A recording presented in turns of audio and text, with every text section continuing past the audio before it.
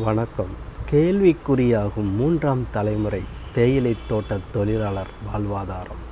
திருநெல்வேலி மாவட்டத்தில் இருந்து சிங்கம்பட்டி ஜமீனுக்கு சொந்தமான 8374 ஏக்கர் மலைப்பகுதியை Bombay Burma trading corporation BBTC என்ற நிறுவனத்துக்கு 1929ஆம் ஆண்டு வருடம் 99 குத்தகைக்கு சிங்கம்பட்டி ஜமீன்தார் கொடுத்தார்.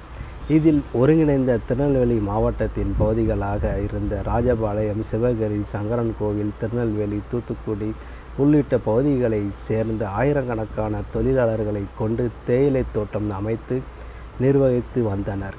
1948ஆம் வருடம் ஜமீன்தாரி முறை ஒழிப்பு சட்டம் வந்தபோது சிங்கம்பட்டி ஜமீனுக்கு சொந்தமாக இருந்த மலைப்பகுதியில் இருந்து 23,000 ஹெக்டேர் நிலத்தை அரசு தன்வசம் எடுத்துக்கொண்ட நிலையில் அரசின் அனுமதி பெற்று பிபிடிசி நிறுவனம் குத்தகையை தொடர்ந்தது. இந்த நிலையில் 1988ஆம் ஆண்டு இந்த வனப்பகுதியை சேர்ந்து 895 சதுர கிலோமீட்டர் பகுதியில் களக்காடு முன்னந்தரை புலிகள் காப்பகமாக வனத்துறையில் அறிவிக்கப்பட்டு 2018ஆம் ஆண்டு காப்பு காடாகவும் அறிவிக்கப்பட்டது. இதையடுத்து தேயிலை தோட்ட பகுதியை ஒப்படைக்க பிபிடிசி நிறுவனத்தை வனத்துறை வலியுறுத்தியது. இது குறித்து அந்த நிறுவனம் நீதிமன்றத்தில் தொடுத்த வழக்கில் வனத்துறைக்கு சாதகமாக தீர்ப்பு வழங்கப்பட்டது.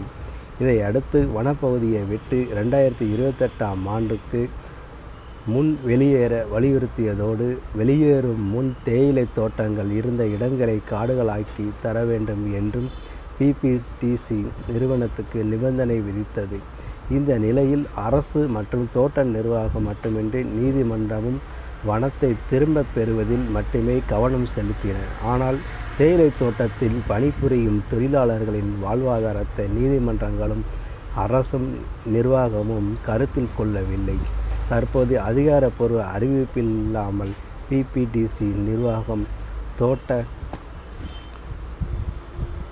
தொழிலாளர்களிடம் பணியில் தொடர விரும்பினால் வால்பாறையில் உள்ள பிபிடிசி நிர்வாகத்துக்கு சொந்தமான தேயிலை தோட்டத்தில் பணியை தொடரலாம். விருப்பமில்லாதவர்கள் விருப்ப ஓய்வு பெறலாம் என்று கூறி வருவதாக தொழிலாளர்கள் தெரிவிக்கின்றனர்.